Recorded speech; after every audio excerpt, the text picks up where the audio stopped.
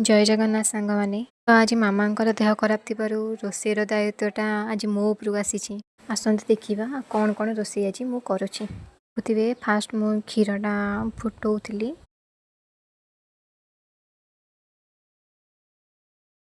देखिए मु क्षीर गरम कर सारा परे मु अटा चकुर्थली। अटा को गोळा करिकी ताकू बेलिली। बेली सरला परे तापरे गैस ऑन करिकी तावा बसेइली। तावा को तातिया पई किछ समय छाडिली। तावा तासला परे रुटीटा पकेइली। ताकू रुटीटा को पकेइकी लेउटा लेउटी कली।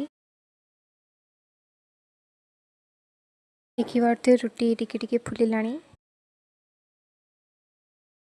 तापरे मु रुटीटा को सेकिकी हॉटकेस से रुटीटा को रखी।